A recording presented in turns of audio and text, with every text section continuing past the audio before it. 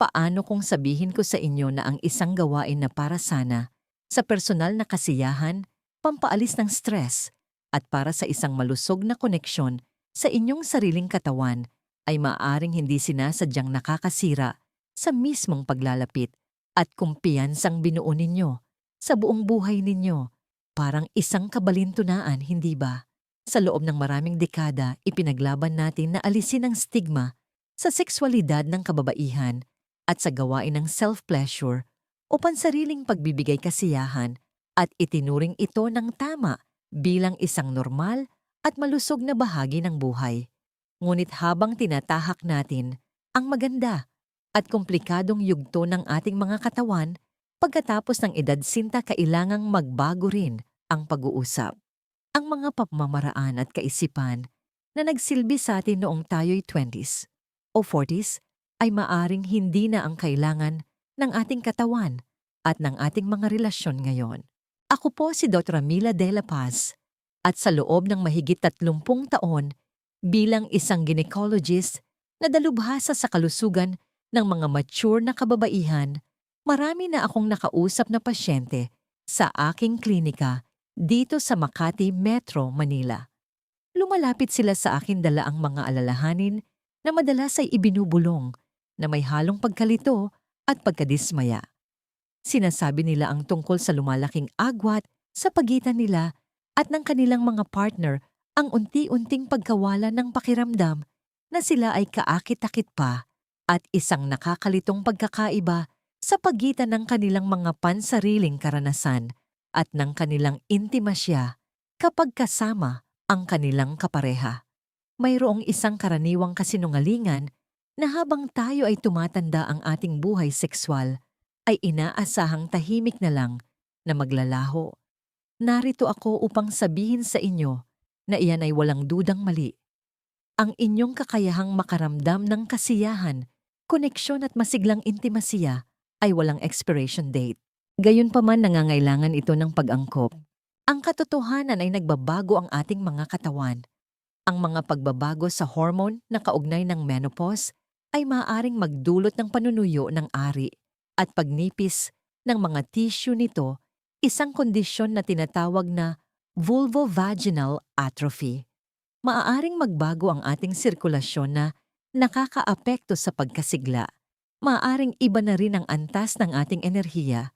At sa gitna ng lahat ng ito, ang paraan ng pagkonekta natin sa ating sarili sa pisikal na aspeto ay maaaring maging tulay patungo sa ating mga partner o hindi sinasadya ay lumikha ng isang malalim na bangin. Hindi ito tungkol sa hiya o paghatol. Ito ay tungkol sa pag-unawa sa ating kasalukuyang biyolohiya at psikolohiya at paggawa ng maliliit at sadya na mga pagsasaayos. Sa artikulong ito, hindi natin pag-uusapan kung ang self-pleasure ay tama o mali. Lampas na tayo diyan. Sa halip magkakaroon tayo ng isang tapat at maunawaing pag-uusap tungkol sa kung paano natin ito ginagawa. Tatalakayin natin ang 6 na partikular at karaniwang gawi sa self-pleasure na nakita kong lingid sa kaalamang nakakasira ng kumpiyansa at lumilikha ng mga hadlang sa intimasiya para sa mga kababaihan na higit sa 6th at higit sa lahat, tutuklasin natin ang mga banayad at nagpapalakas na solusyon upang matuklasang muli ang isang kasiyahan na nakakabuo konektado at lubos na kasiya siya kapwa para sa iyong sarili at kasama ang taong mahal mo. Unang gawi ang pagmamadali na may iisang layunin. Ang una at marahil ang pinakakaraniwan na gawi na nakikita ko sa aking practice ay ang tinatawag kong high-speed goal-oriented rush o ang pagmamadali na may iisang layunin.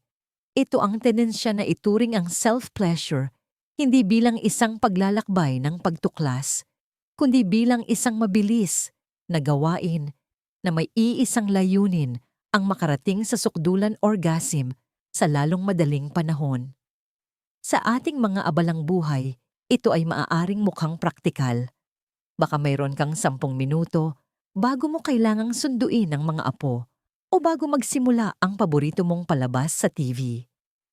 Ang problema, ay sinasanay ng paraang ito ang iyong utak at katawan para sa isang napaka-partikular matindi at mabilis na stimulasyon. Ang iyong mga neurological pathway ay nasasanay na asahan ang eksaktong diin na ito, ang eksaktong bilis na ito, at ang eksaktong lokasyon na ito na nagkokondisyon ng isang tugon na napakahirap gayahin ng isang partner. Bakit ito mahalaga? Hindi maaring baliwalain ang kahalagahan ng pagtugon dito. Kapag nakondisyon mo ang iyong katawan na marating ang sukdulan sa loob ng wala pang 5 minuto gamit ang isang partikular at matinding stimulasyon, maaari itong lumikha ng malalim na pagkadismaya sa panahon ng pakikipagtalik sa iyong partner. Ang haplos ng iyong partner na maaring mas mabagal, mas iba-iba, at mas konektado sa emosyon ay biglang mararamdaman na hindi sapat. Maaari mong isipin, bakit hindi ito gumagana? O bakit ang tagal nito? Ito ay maaaring magdulot ng performance anxiety para sa iyo at sa iyong partner. Maaaring maramdaman niya na nabibigo ka niya at maaari mong maramdaman na may mali sa iyo o naiinip ka. Sinisira nito ang kumpiyansa dahil lumilikha ito ng isang maling pamantayan kung ano ang dapat na pakiramdam ng kasiyahan na ginagawang isang nakaka-stress na karera laban sa oras na ikaw lang ang nakakarinig, ang maganda, at hindi mahuhula ang sayaw ng intimasiya. Ang gawin na ito ay inuuna ang destinasyon kaysa sa paglalakbay, at sa paggawa nito, nawawala sa iyo ang mayamang tanawin ng buong katawan na pagkasigla at sensual na koneksyon na siyang tunay na pundasyon ng pangmatagalang intimasiya. Ang solusyon muling pagmapa ng inyong kasiyahan. Ang solusyon ay ang sadyaang pagbabago ng iyong kaisipan mula sa pagiging praktikal patungo sa pagiging mapanuklas. Sa halip na agad na mag-focus sa clitoris na may matinding diin, ilaan ang unang 10 hanggang 15 minuto ng iyong pansariling oras sa sensual na paghaplos sa buong katawan. Magsimula sa iyong leeg, sa loob ng iyong mga braso, sa likod ng iyong mga tuhod, sa iyong mga dibdib. Gumamit ng isang dekalidad na silicone-based lubricant, hindi lamang para sa paghaplos sa ari, kundi bilang isang massage lotion upang mapahusay ang pakiramdam sa buong katawan mo.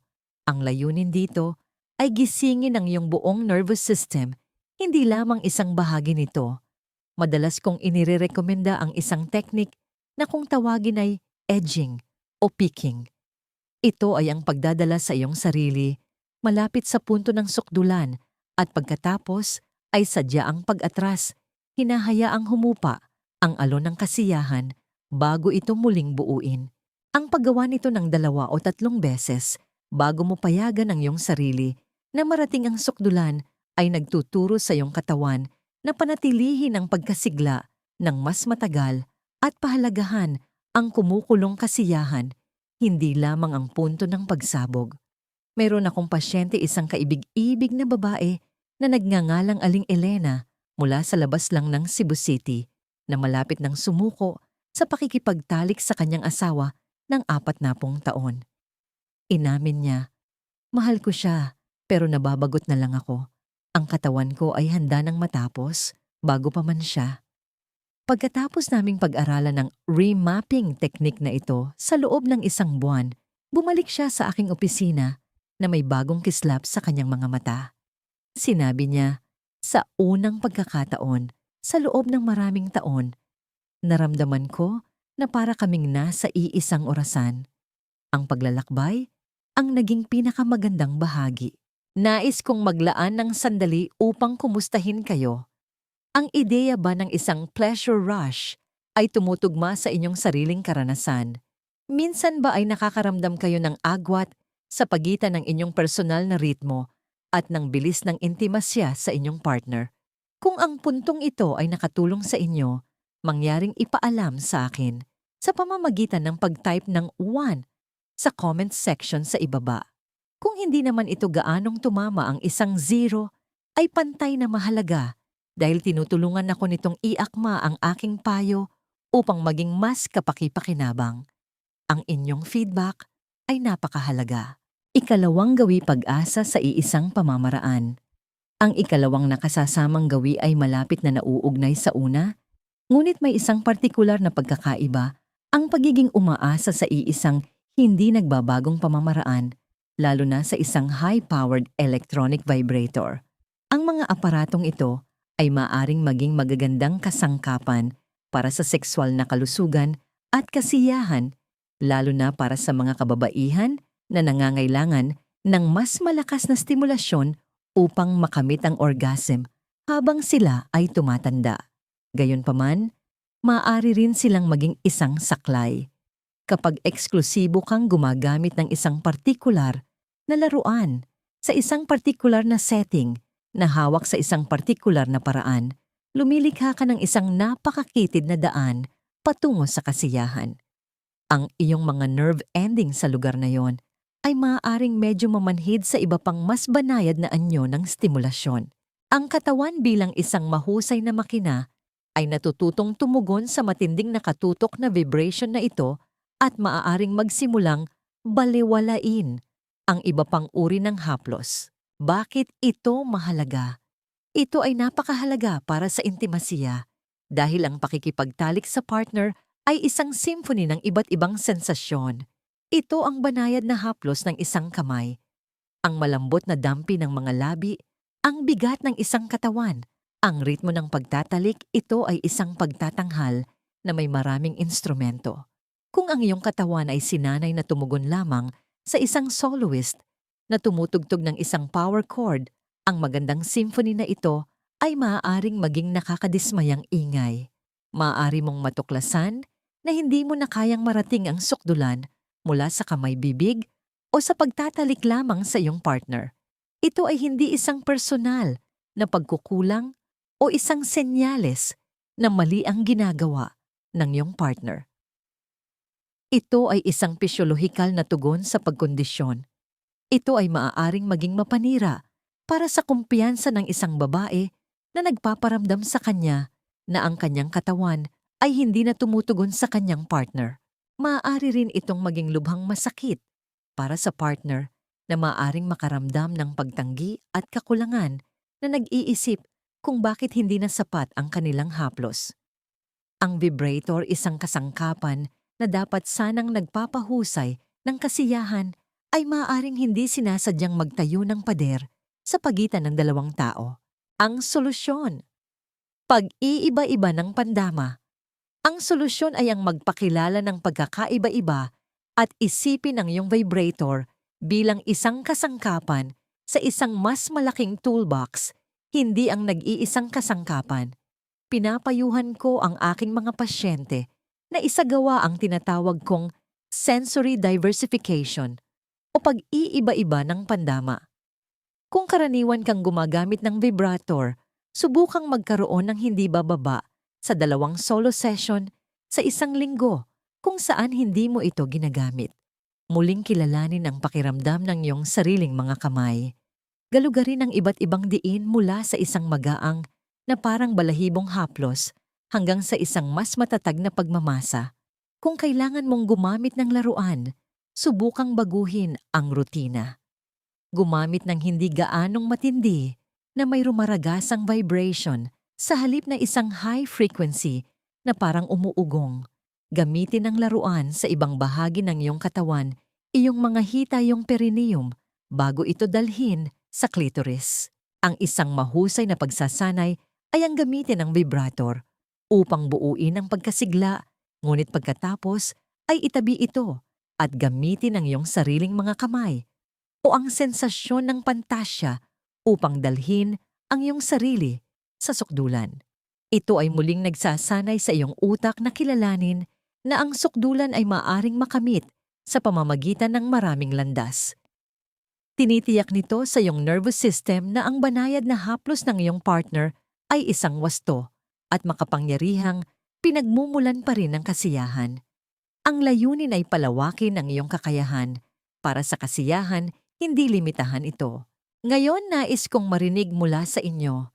Natagpuan niyo na ba ang inyong sarili na nahuhulog sa isang rutina gamit ang isang partikular na paraan o laruan? Ang ideya ba ng sensory diversification ay isang bagay na bago. O marahil, medyo mapanghamon para sa inyo. Ang inyong katapatan ay nakakatulong sa lahat sa komunidad na ito. Kung natagpuan ninyong nakatulong ang paliwanag at solusyon na ito, mangyaring i-type ang do sa mga komento. Kung hindi, ang G ay magpapaalam sa akin na kailangan kong talakayin ang paksang ito sa ibang paraan. Ikatlong gawi, pagpapabaya sa emosyonal at sensual na konteksto. Ito ay direktang nagdudulot sa atin sa ikatlong gawi, ang pagpapabaya sa emosyonal at sensual na konteksto ng kasiyahan. Ito ang pagsasanay ng pagtrato sa self-pleasure bilang isang purong mechanical physical na gawain, isang biolohikal na pangangati na kailangang kamutin. Ginagawa ito ng walang romansa, walang pantasya, nang hindi ginagamit ang isip o ang puso. Ito ay hiwalay sa mga bagay na nagpapalalim sa intimasiya sa partner, ang emosyonal na koneksyon, ang kahinaan at ang ibinahaging karanasan. Bagamat may lugar ang isang mabilis at mekanikal na pagpapalaya, kapag ito na ang naging tanging paraan ng iyong solo pleasure, tinuturuan nito ang iyong utak na ihiwalay ang pisikal mula sa emosyonal. Bakit ito mahalaga? Ang paghihiwalay na ito ay kritikal na tugunan dahil ang tunay at malalim na intimasiya ay ang pagsasama-sama ng isip, katawan at puso. Kung palagi mong ginagawa ang kasiyahan bilang isang purong pisikal na transaksyon sa iyong sarili, nagiging mas mahirap na pagsamahin ang pisikal at emosyonal na aspeto sa isang partner. Maaari mong matagpuan ang iyong sarili na pisikal na sumasabay sa galaw ng sex, ngunit pakiramdam mo ay malayo ka sa emosyon na para kang isang tagamasid sa iyong sariling karanasan.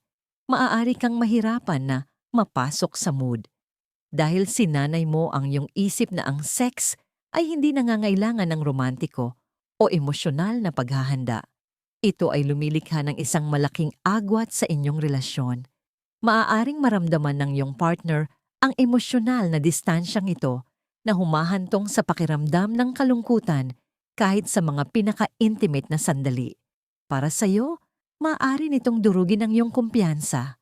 Maaari mong itanong, bakit hindi ko na nararamdaman ang kislap na yon?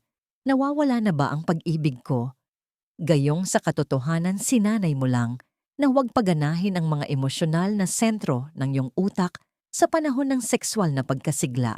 Ang solusyon, muling pagsamahin ang sensual at emosyonal.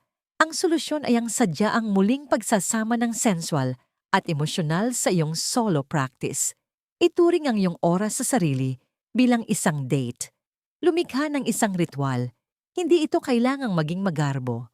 Maaari itong maging kasing simple ng pagsisindi ng kandila, pagpapatugtog ng musikang nagpaparamdam sa iyong maganda ka o pagligo ng maligamgam na tubig bago ito gawin. Sa halip na magmadali, bigyan ang iyong isip ng oras na makilahok. Payagan ang iyong sarili na pumasok sa pantasya, magbasa ng isang piraso ng romantikong panitikan o alalahanin ang isang itinatanging alaala kasama ang iyong partner. Mag-focus sa mga sensasyon sa buong katawan mo, hindi lamang sa iyong ari. Pansinin ang pakiramdam ng mainit na hangin sa iyong balat, ang tela ng mga kumot, ang ritmo ng iyong sariling paghinga. Mayroon akong pasyente, isang retiradong propesora mula sa malapit sa Baguio, na inilarawan ang kanyang buhay sexual bilang mahusay ngunit walang buhay. Iminungkahi ko na simulan niya ang kanyang mga solo session sa pamamagitan ng paggugol ng 5 minuto sa paghinga lamang at pag-iisip tungkol sa kung ano ang kanyang minamahal at hinahangaan sa kanyang asawa, ang kabaitan nito, ang tawa nito. Pagkalipas ng ilang linggo, sinabi niya sa akin, binago nito ang lahat. Kapag kami ay magkasama, hindi ko lang nararamdaman ang kanyang haplos, nararamdaman ko siya. At naramdaman kong mas present at buhay ako sa sarili kong balat kaysa sa mga nakaraang taon. Sa pamamagitan ng pagiging romantiko sa iyong sarili, sinasanay mo ang mismong mga kasanayan ng koneksyon at presensya na mahalaga para sa malalim na intimasiya sa iba. Mag-pause tayo dito. Ano ang dating sa inyo ng ideya ng emosyonal na konteksto? Nararamdaman niyo ba na ang inyong solo practice ay mas mechanical o mas sensual? Ang ideya ba ng pakikipag-date sa sarili ay tila kaakit-akit? Ang inyong feedback ay napakalaking tulong. Kung ang puntong ito ay tumatak sa inyo, mangyaring i-type ang threesand sa mga komento. Kung hindi ito naging relevante sa inyong karanasan, mangyaring i-type ang 0. Ika-4 na gawi. Pagbabaliwala sa mga pisikal na pagbabago. Ang ika-4 na gawi ay hindi nagmula sa psikolohiya, kundi sa pisyolohiya, ang pagbabaliwala sa mga pisikal na pagbabagong dulot ng edad. Marami sa atin ang patuloy na gumagamit ng parehong mga teknik diin at produkto na ginamit natin noong tayo'y 30s o 40s nang hindi isinasaalang-alang ang mga tunay at konkretong pagbabago sa ating katawan pagkatapos ng 60. Ang pagbaba ng estrogen pagkatapos ng menopause ay humahantong sa tinatawag nating genitourinary syndrome of menopause GSM. Nangangahulugan ito ng mas manipis, hindi gaanong nababanat na mga tissue sa ari at vulva, pagbaba ng natural na lubrication, at isang mas maselang pH balance. Ang paglalagay ng parehong agresibong diin o paggamit ng mga sabon na nakakatuyo o mga lubricant na hindi ligtas sa katawan ay maaaring magdulot ng iritasyon gasgas at kahit na mga microscopic na punit. Bakit ito mahalaga? Ang kahalagahan nito ay sukdulan dahil maaari itong direktang magdulot ng sakit at walang mas malaking kaaway sa kasiyahan at intimasya kaysa sa sakit. Kapag ang self-pleasure ay nagsimulang maiugnay sa kinabukasang pananakit pangangati o discomfort, nagsisimula kang hindi sinasadyang iwasan ito.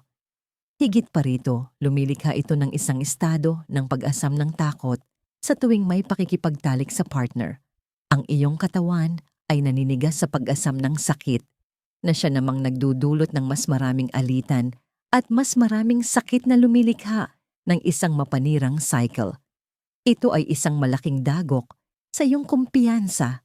Nagsisimula kang maniwala na ang iyong katawan ay bumibigay na ikaw ay masyadong matanda para dito o na ikaw ay permanenteng sirana. Maaari kang lumayo sa haplos ng iyong partner hindi dahil hindi mo sila gusto, kundi dahil sinusubukan mong protektahan ang iyong sarili. Ang iyong partner na hindi alam ang pisikal na sanhi ay maaring bigyang kahulugan ito bilang isang personal na pagtanggi. Ito ay isang tahimik na problema na maaring magdulot ng malaking emosyonal na distansya na lahat ay nagmumula sa kakulangan ng pag-angkop sa kasalukuyang pangangailangan ng iyong katawan. Ang solusyon maging banayad at i-upgrade ang iyong toolkit. Ang solusyon ay parehong simple at malalim, maging banayad sa iyong sarili at i-upgrade ang iyong toolkit. Una sa lahat, ang isang dekalidad na lubricant ay hindi mapag-uusapan. Hindi ko tinutukoy kung ano man ang pinakamura sa checkout ng botika. Maghanap ng isang silicone-based na lubricant para sa mas matagal na epekto at makinis na pakiramdam o isang water-based na may hyaluronic acid o iba pang moisturizing properties. Iwasan ang anumang may glycerin na maaaring magpataas ng panganib ng yeast infections at mga paraben o pabango na maaaring maging irritant. Ilapat ito ng sagana at mag-apply muli kung kinakailangan. Pangalawa, ayusin ang iyong haplos. Isipin na mas kaunti ay mas mabuti. Galugarin ng mas malawak, mas banayad na mga haplos sa halip na matalas at nakatutok na diin. Kung gumagamit ka ng mga laruan, tiyaking gawa ito sa mga materyales na ligtas sa katawan at hindi porous, tulad ng 100% silicone o medical-grade steel na madaling linisin at hindi nagkakaroon ng bakterya. Mahalaga ring makipag-usap sa iyong gynecologist tungkol sa localized estrogen therapy. Magagamit sa mga low-dose na cream sing-sing o insert, maaari nitong ligtas at epektibong maibalik ang kalusugan ng tissue kung saan ito kailangan ng walang mga systemic na panganib ng oral hormone therapy para sa karamihan ng kababaihan. Ito ay tulad ng pagbibigay ng kinakailangang nutrisyon ng direkta sa hardin ng iyong katawan na nagpapahintulot sa kasiyahan na muling mamukadkad ng walang takot sa sakit. Ginagamit mo ba sa kasalukuyan ang mga produkto at teknik na nagbibigay galang sa kung nasaan ang iyong katawan ngayon? Marahil ba ay nakakaranas ka ng discomfort at hindi mo alam kung bakit mahalaga ang iyong karanasan? Kung ang praktikal na payo na ito ay nakatulong ipaalam sa akin sa pamamagitan ng or sa mga komento. Kung alam mo na ito o hindi ito relevante, ayos lang ang 0. Ikalimang gawi ang hiya at lihim. Ito ay nagdadala sa atin sa ikalimang gawi na malalim na nakaugat sa ating kultura, ang pagsasagawa ng self-pleasure na may nananatiling pakiramdam ng lihim at hiya. Para sa marami sa atin na lumaki sa isang panahon kung saan ang paksang ito ay lubos na bawal ang self-pleasure, ay itinuturing pa ring isang maruming maliit na sikreto.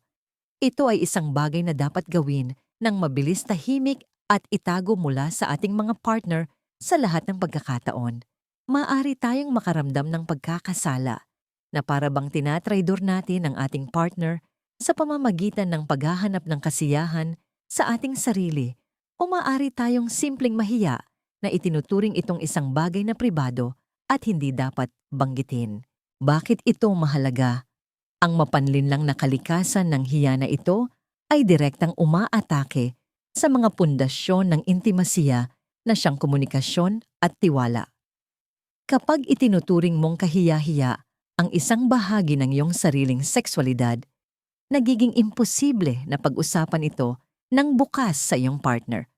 Paano mo magagabayan ang kamay ng iyong partner at sasabihing medyo mas malambot yan mismo kung lihim kang naniniwala na ang mismong kasiyahang hinahanap mo ay mali o nakakahiya, hindi mo magagawa? Ang lihim na ito ay nagtatayo ng isang tahimik na pader. Ang iyong partner ay naiiwan sa dilim tungkol sa kung ano talaga ang nagpapasaya sa iyo na humahantong sa panghuhula at sexual na pagkadismaya. Maaring ginagawa nila ang kanilang makakaya, ngunit nagtatrabaho sila ng walang mapa. Higit pa rito, ang panloob na hiya na ito ay sumisira sa iyong personal na kumpiyansa. Pinapalakas nito ang ideya na ang iyong mga sexual na pagnanasa ay abnormal o isang bagay na dapat itago. Pinipigilan ka nitong lubusang angkinin ang iyong sexualidad at humakbang sa iyong kapangyarihan bilang isang kaakit-akit at sexual na nilalang. Hindi ka maaaring maging tunay na kumpiyansa sa iyong sarili kasama ang isang partner kung ikinahihiya mo kung ano ang nagbibigay buhay dito. Ang solusyon ay reframe bilang pagtuklas at edukasyon. Ang solusyon ay ang baguhin ang pananaw sa self-pleasure hindi bilang isang gawaing lihim, kundi bilang isang gawaing pagtuklas sa sarili at sexual na edukasyon. Ito ang iyong personal na Research and Development Lab. Dito mo natututunan ang tungkol sa iyong nagbabagong katawan, kung ano ang masarap ngayon at kung ano ang iyong ninanais. Ang layunin ay hindi kinakailangang gawin ito sa harap ng iyong partner, kundi ang magkaroon ng kakayahang pag-usapan ito. Magsimula sa maliit. Sa susunod na bigyan ka ng kasiyahan ng iyong partner, maaari mong sabihin, alam mo, natuklasan ko kamakailan na ang mas magaang na haplos ay talagang masarap pala sa akin. Hindi mo isinisiwalat ang iyong sikreto. Ibinabahagi mo ang mahalagang datos na iyong nakalap. Binibigyan mo ang iyong partner ng regalo, ng isang roadmap patungo sa iyong kasiyahan. Minsan ay nagtrabaho ako sa isang pasyente, si Aling Patricia, mula sa isang suburb sa Quezon City na 50 taon ng kasal at hindi kailanman nakipag-usap sa kanyang asawa tungkol sa kung ano ang gusto niya. Nagsimula siya sa simpleng pagsasabi sa kanya, sinusubukan kong mas makilala ang sarili kong katawan at may ilang bagay akong natutunan. Ang isang pangungusap na yon ay nagbukas ng pinto sa pinaka-intimate at sexual na kasiyasyang mga taon ng kanilang pagsasama. Ang pagtingin sa self-pleasure bilang isang malusog na kasangkapan para sa pagkalap ng impormasyon ay nag-aalis ng hiya at ginagawa itong isang gawaing pagmamahal sa sarili na sa huli ay nakikinabang ang pagsasama. Gusto kong kumustahin kayo sa sensitibong paksang ito. May mga pakiramdam ba ng hiya o pangangailangan para sa lihim na pumapalibot sa inyong personal na oras?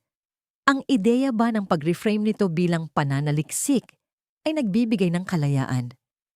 Kung ang seksyong ito ay tumatak sa inyo, mangyaring ipaalam sa akin sa pamamagitan ng sa mga komento sa ibaba. Kung hindi ito isang issue para sa inyo, iyan ay kahanga-hanga at ang isang 0 ay magpapaalam sa akin. Ika-6 na gawi paggamit.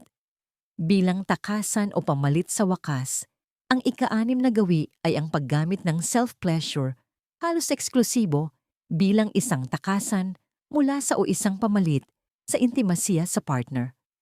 Nangyayari ito kapag may mga pinagbabatayang issue sa relasyon, mga hindi nalutas, naalitan kakulangan ng emosyonal na koneksyon o mga problema sa komunikasyon.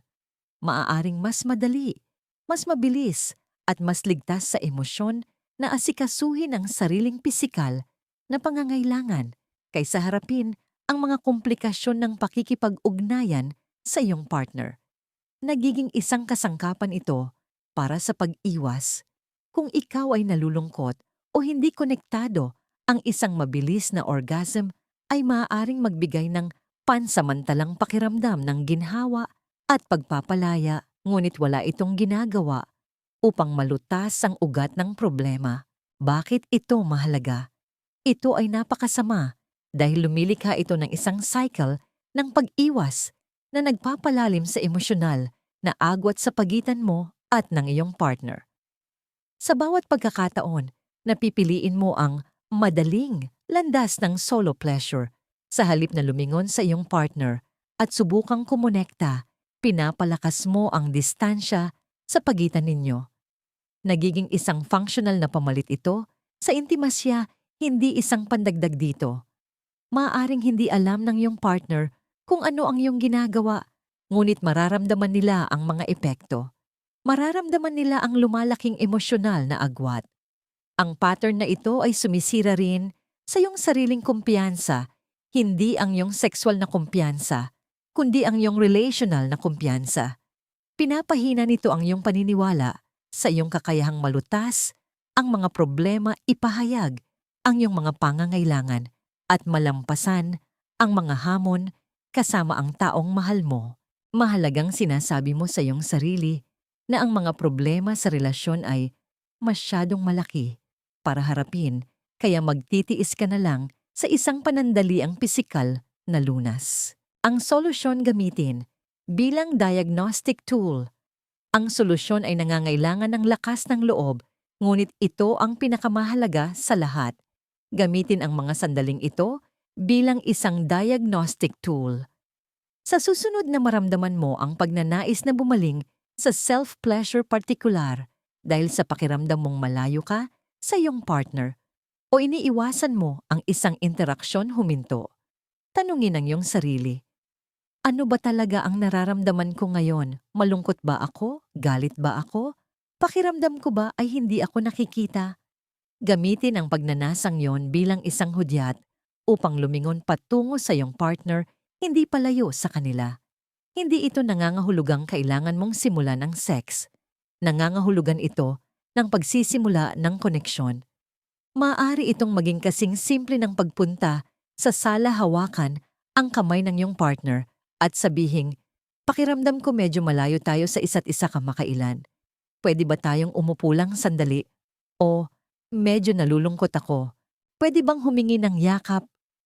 Ito ay tungkol sa pagtugon sa ugat ng problema, ang emosyonal na disconnect sa halip na gamutin lamang ang sintomas sa pamamagitan ng pisikal na pagpapalaya.